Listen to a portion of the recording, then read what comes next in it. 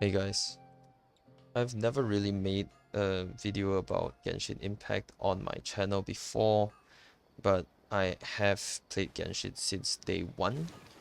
I was one of the few people that actually went out farming chests when the game first came out, because if you remember, for the first 3 or 4 weeks of the game's release, there were no events, no multiplayer, anything. It was just once leave it, and once you finish the story at AR 20 plus, that's it. You have nothing else to do, which is why a lot of people complained and asked for faster resin refreshes. Of course, that has not been changed until today. It is still 8 minutes per resin, and the maximum back then, if I'm not wrong, was 120. The only improvement they ever made to it was making it 160, which brought about the bigger bowl bigger bowl for your cereal argument that Tectone raised, and now they've made it 200 for some reason. I mean, maybe to follow after Honkai Star Rail. It's really sad, the fact that the pioneer of this huge ass gacha gaming or gacha open world element game has to learn from their basically their successor, or the secondary game that MiHoYo pushes out, because obviously Genshin made them a lot of money. And as you can see, I used to explore a lot of these, and the further down we go with the updates, the less I've explored. Like from 190 plus percent, 80 plus, 70 plus, and Sumeru really was a game breaker for me. I really hated traversing Sumeru. I don't know why, I just don't really like the desert. And then, Xianyun's region really brought a little bit of life back to me. I like the exploration part. Fontaine was pretty entertaining. I like the story, the design, the underwater exploration, but it gets old. And I've been doing daily commissions almost every day. I've logged in almost every day. And this is kind of like my account review. I've summoned for her and her weapon, farm for artifacts. I've basically done weekly bosses almost every week back then, but nowadays I don't even really, do weekly bosses or use my resins anymore unless I need to build a new character. And I think I've put a decent amount of money into this game, the time and effort, and I think I have a good stance on how I feel about the game, right? And it's, as a day one player, never gave up on the game. I've basically done Spiral Abyss every single time, every reset. And yeah, like this, I just think that the game really needs a lot of improvement. Wuthering Waves released, I've been playing a lot of Wuthering Waves, CS2, Genshin, Valorant, League of Legends, and Honkai Star Rail. I'm playing a lot of different games. I just finished my studies. I spent too much time on other games, and I've really lost the motivation to play Genshin Impact, which is a shame, right? I really love the game, storytelling, character design, character backstories. I think MiHoYo does really, really good. And also, let's give credit where credit is due. Animations are really good in Genshin Impact. There are also really, really nice orchestral music, and the Genshin music theme in general is amazing. I don't think any game would be able to top it. However, combat wise, endgame wise, Genshin is really, really lacking. And what I mean by this is the fact that there are still no multiplayer Spiral Abyss. Day one players have been complaining about it since 4 years ago. MiHoYo refuses to release things that, or listen to feedback that the majority of the player base gives. And these are constructive feedback that could change the game for the better. And now Wuthering Waves, what they have done is basically build a game on top of Genshin's already public issues. All they did was change mobility. Look at Genshin.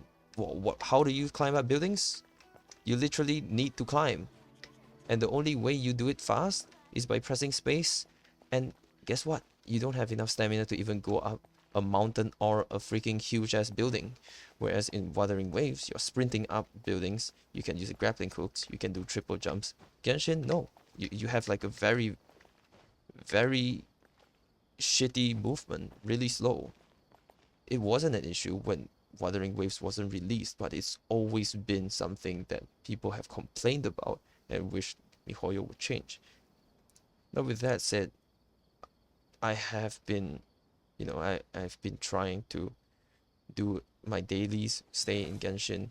I'm really, really losing interest here, and I guess I have something to show about my histories in Genshin. Back then in 2021, in March 16th, this was what the first Genshin summon history looked like. And as you can see, the first banner was Venti. That's where I got him. Or her or it, whatever you want to refer to Venti as, they, them. And then I got Jean, Tataga, Zhongli, Ganyu, Diluc, Xiao. This was literally at the very start of the game. This was what the history, the Genshin exporter looked like back then. The next record I have was from February of 2022, and this showed the 2.0 summons, I think. And something to note is that these trackers, the summon trackers, only track the past 6 months. So in between Xiao and A, there were a lot of summons not accounted for. And after this was a more recent one in February 2023. And you can see from Sino, Yae to Sino, there were a lot of banners that I summoned on that were not recorded. Probably half of the summons were gone. And you can see that I have 2 Keqings here. Now, I have a C6 Keqing, which means I would have summoned 7 of her. And the only ones detailed and recorded are these 2, right? And the newest tracker that I have, that I just updated today, is this. Now, in Genshin, my 50-50 win rate is very, very near 50.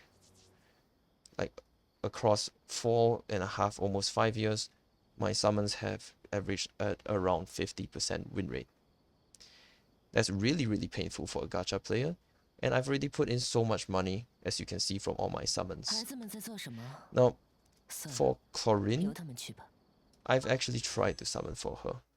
I'm at 75 pity right now, but I think Genshin just made a really big move of making or releasing a character that is literally weaker than Keqing, who is like known to be one of the worst 5-star DPS. I know some people try to make her work or were successful or at making her work with Chi or whatever new meta builds that they came up with. I've not really been too in touch, but I don't really want to buy into Genshin's power creeping and, baiting people to summon for waifus that have been nerfed. I know they want to go for the bag. Why not just make her better? Why not just make her literally strong? Not just usable, but strong.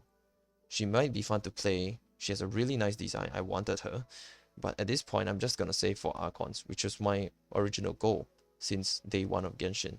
I've always wanted to collect all of the Archons in the game. Now, I'm really, really disappointed in a lot of factors in Genshin Impact. And playing other games have made me realize that MiHoYo doesn't really give a shit about their player base. It's been years, and I've tried to, ignore this because there was no competition, if I'm going to be honest. But when Honkai Star Rail came out, you could see that the developers of the 2 games are different, and the way they tackle community feedback, constructive criticism, is largely different. Genshin is literally learning from Honkai Star Rail instead of the other way around, which I think is a huge flaw right now. And as it stands, I think Genshin really, really needs a rework or improvement, something of the like. A lot of content creators have spoken out about how, Genshin might collapse after Wuthering Waves release. I don't think that's the case. Storytelling wise, music, production, animations, character background stories. Genshin has it all. Combat might be a bit lackluster, but there is some complication with elemental reactions, and it's a more child-friendly game or a more mobile-friendly game as compared to Wuthering Waves. And I think that's its strong suit. There's nothing wrong with the combat specifically, but endgame content which people really want an improvement on should be improved on. I've been doing Spiral Abyss with the same team, Arlecchino on one side, Hu Tao on the other.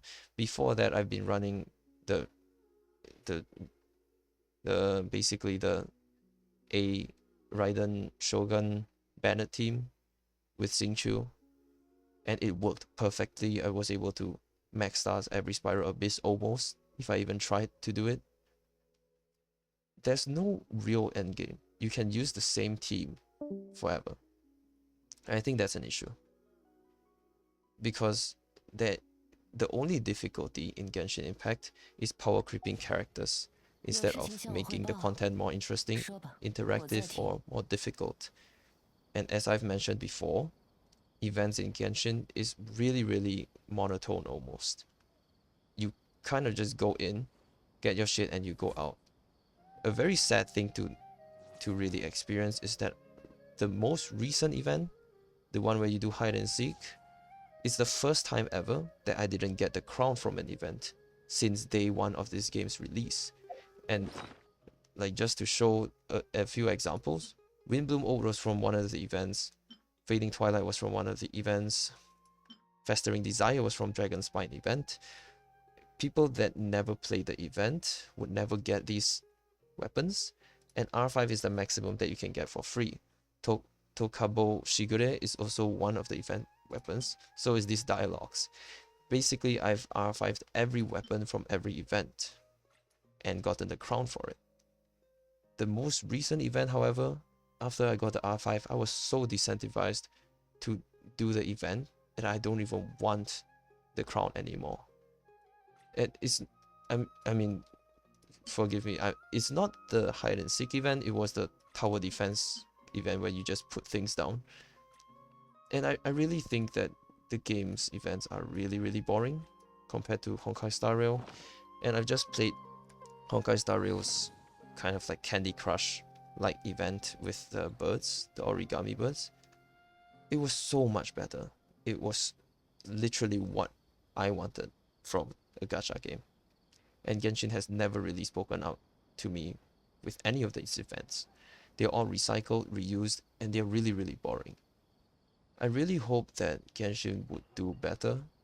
I invested so much time, effort, and money into this game. I know it's kind of like a sunk cost fallacy, which prevents me from quitting the game. I really want to continue playing the game, even at the most minimal of commitment. But it's getting really hard to do that when there are so many more entertaining and interactive games out there. Now, this is just my 2 cents on the issue with Genshin Impact as it is right now. I know some people just play it for 5 minutes, 10 minutes a day, do daily commissions, and you just log off. But that's not really what I want from a game. Might be a little bit selfish, but I really want and hope that the game can improve, because there's so much potential, there's still so much hope that the player base has for the game. You know, that's just kind of my view on this. I will still be continuing to play Genshin until I eventually collect all the Archons. Then maybe I'll quit the game. But until then, I think I'm just going to take it slow. I might not even do Spiral Abyss anymore. Who knows? Well, anyways, that's all I have today. Peace out.